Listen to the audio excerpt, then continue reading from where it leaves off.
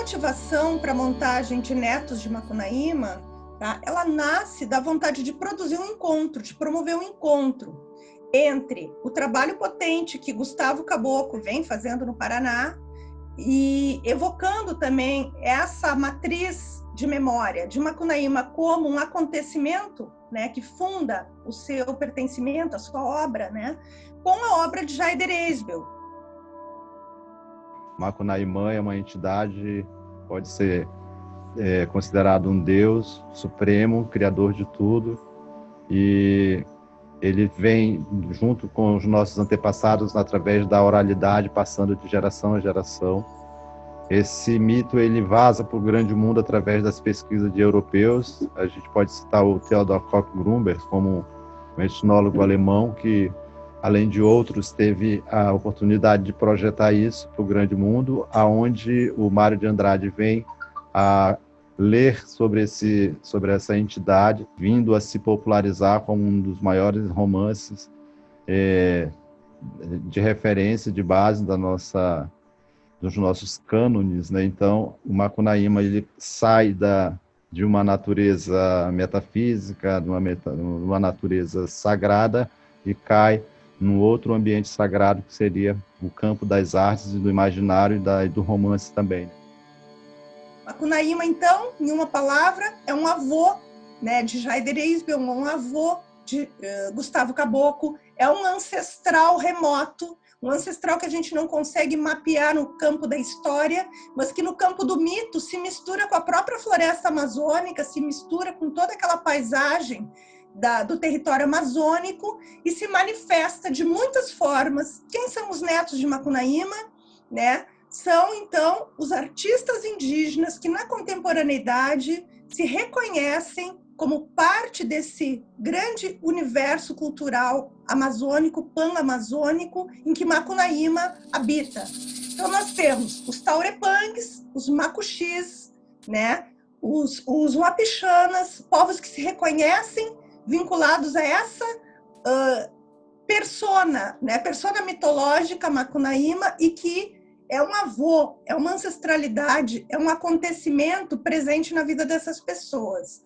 Então, o que nós temos hoje na arte indígena contemporânea, que fazem parte da exposição Netos de Macunaíma, Encontros de Arte Indígena Contemporânea, são manifestações estéticas contemporâneas inspiradas pela presença desse avô. Para que serve um mito famoso se não for para projetar as demandas dos seus netos mais afetados na atualidade? Então, a gente fez as denúncias dos Yanomamis, que tem mais de 20 mil garimpeiros atuando lá dentro da reserva. Os Yanomamis também são netos de Macunaíma, porque para existir a floresta é fruto desse ato de cortar a grande árvore, né? A floresta de hoje são os frutos dessa árvore que Macunaíma derrubou há muito tempo atrás. Então, acaba que todos esses povos que existem hoje na grande região amazônica são, inevitavelmente, netos do Macunaíma. Existe o encontro do artista Gustavo Caboclo, do artista Jaider Eisbel, mas aí vem quem mais? Vem a Lucilene Wapixana, vem a vovó Bernardina Macuxi, né, a mestra, e assim como a antropóloga Paula Berbert, né, antropóloga, amiga e pesquisadora e tudo mais, que vem fazendo um trabalho sobre a arte indígena contemporânea, né, essas parcerias, essas coautorias, né, dentro da academia, então um diálogo com a academia, e a professora Anelisa, professora, artista, curadora também dessa exposição. E também o encontro de nós quatro que compomos a equipe com o público de Curitiba, com os estudantes indígenas da UFPR, na montagem da exposição, na ativação da exposição durante os 2 encontros que a gente teve. Então, eu acho que a ideia de encontro, de passar tempo junto, de pensar junto, de compartilhar experiências e conhecimentos, para nós é a ideia fundamental dessa proposta curatorial.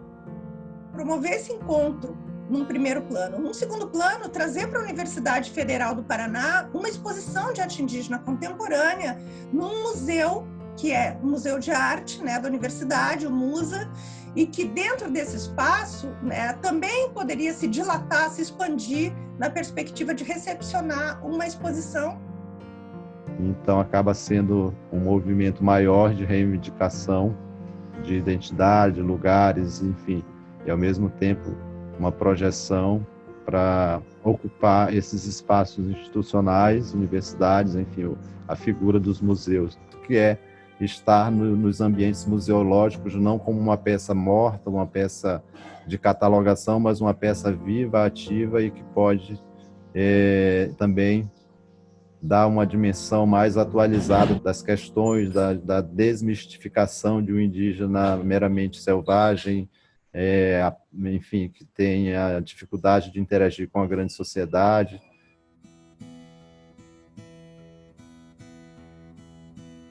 O conceito de curadoria importante para se pensar a arte indígena contemporânea é o de curadoria compartilhada, né? É uma curadoria em que o curador compartilha a expografia, a montagem e a própria seleção das obras com os artistas.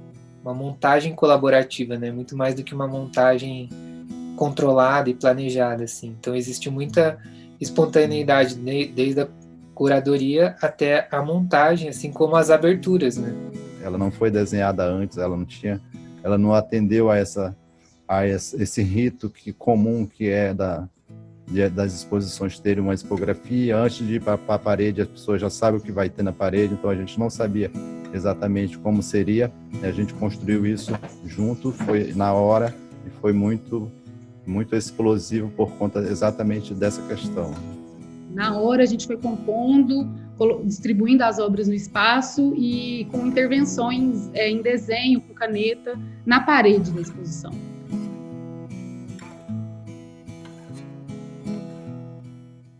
Eu nasci na cidade de Curitiba e então essa identidade ela vem com uma questão muito confusa.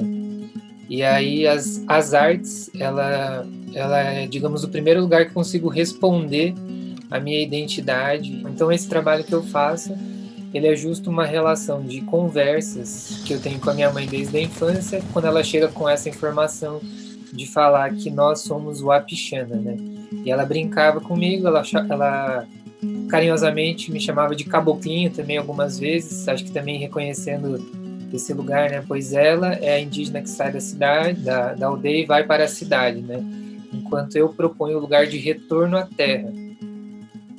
Acredito que a minha interação com o grande mundo da visualidade, o que a arte considera visualidade, vem a partir de que eu tenho acesso a computador e a celular, né? Isso remete ao que é uma década atrás.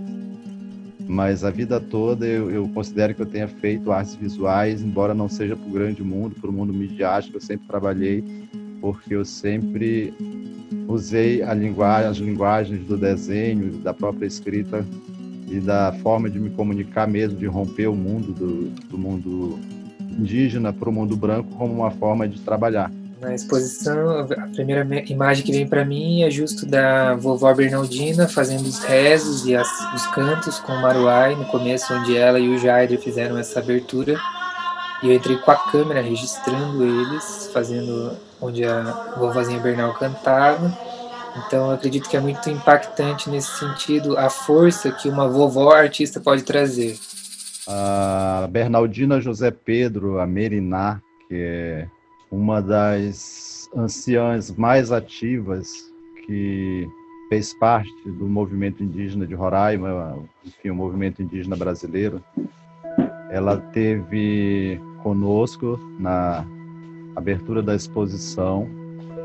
E a Meriná, ela vinha seguindo uma trajetória brilhante no campo do sistema de arte propriamente dito, né? Depois de ter feito toda a sua história na base do movimento, estava se desenvolvendo de uma forma excepcional para uma senhora de 75 anos, né? Então, no Musa, eu encorajei ela a praticar o desenho na parede. Tem lá um cantinho que eu delimitei, falei o cantinho da vovó. Eu entreguei na mão dela as canetas Posca e ela começou a desenhar, né, a fazer a sua arte muito à vontade e muito entregue naquele exercício. Isso também mostrou que ela também interagia bastante, com muita facilidade, com muita desenvoltura no campo performático, se tratando dos rituais, a defumação, integrando aí performance com a prática da espiritualidade tradicional, queimando o maruai, cantando as orações, os cânticos sagrados do nosso povo. A gente está passando aí pelo processo de luto, pela passagem da avó Bernaldina, José Pedro, Merina Eremu, que é uma grande mestra das artes verbais Makuxi. Ela faleceu por conta do Covid-19, que chegou na Raposa, Serra do Sol, e tem contaminado muitos parentes, muitos indígenas. A Bernaldina, ela vai continuar viva, esse é um propósito que eu especialmente tenho, de continuar levando cada vez mais dentro, mais intenso a voz dela, né? É uma missão da qual eu não posso me desviar, me desvencilhar e muito menos esquecer.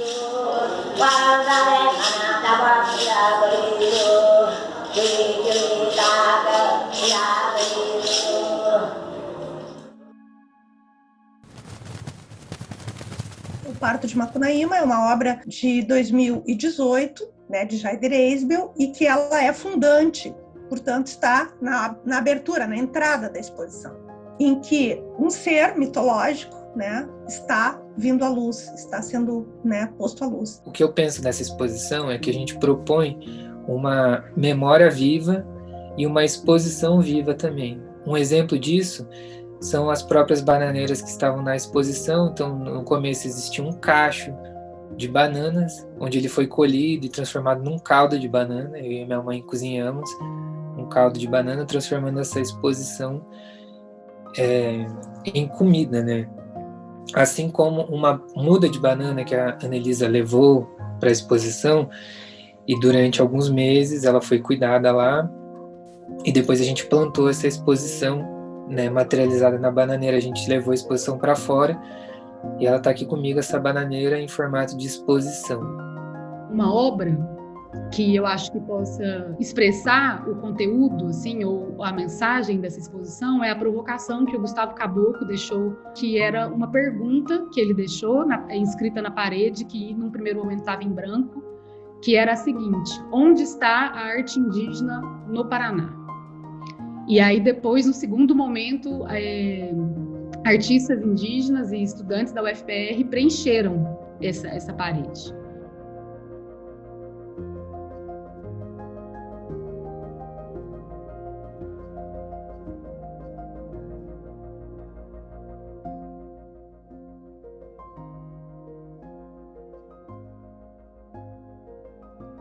Então, eu acho que é uma obra que é, na verdade, parte da expografia e que foi uma provocação que ele trouxe, convidando os parentes a compor esse espaço, e ele foi composto com pinturas da Juliana Querechu e do Ricardo Herá, e eu acho que é especial e condensa a ideia do encontro e a ideia do convite para fazer junto. Para mim é muito forte quando a gente vê um mural sendo produzido por vários dos artistas indígenas no Paraná, acontecendo espontaneamente. Então, para mim, várias dessas ações, que são ações corporais, é isso que conversa com o público, mais do que qualquer coisa, nossa presença dentro destes lugares. A exposição Netos de Macunaíma no Musa, ela é um acontecimento que se desdobra numa terceira grande obra, que é uma obra de arte relacional. Isso foi uma dos elementos mais importantes, assim, e mais alegres mesmo de todo esse projeto, né? De ver que em Curitiba tem muita gente interessada pela arte indígena contemporânea e de perceber que os estudantes indígenas e a população indígena de Curitiba e do Paraná teve presente, abraçou o projeto, compôs junto, e fez a coisa acontecer também, né? Acho que a gente foi recebido com muita alegria, com muito entusiasmo, com muita abertura, com muito desejo de escuta e com muita vontade dos estudantes indígenas e dos artistas indígenas de trabalhar junto dessa exposição e desse projeto. Os estudantes indígenas da UFPR é um público que foi pensado com muito carinho, porque a exposição promove um reconhecimento da presença indígena na Universidade Federal do Paraná. Netos de Macunaíma é uma exposição que vai seguir, ainda não temos definido para onde, né, mas ela segue com redimensionamento da sua montagem para outros lugares, né? Uma exposição que vai ter continuidade.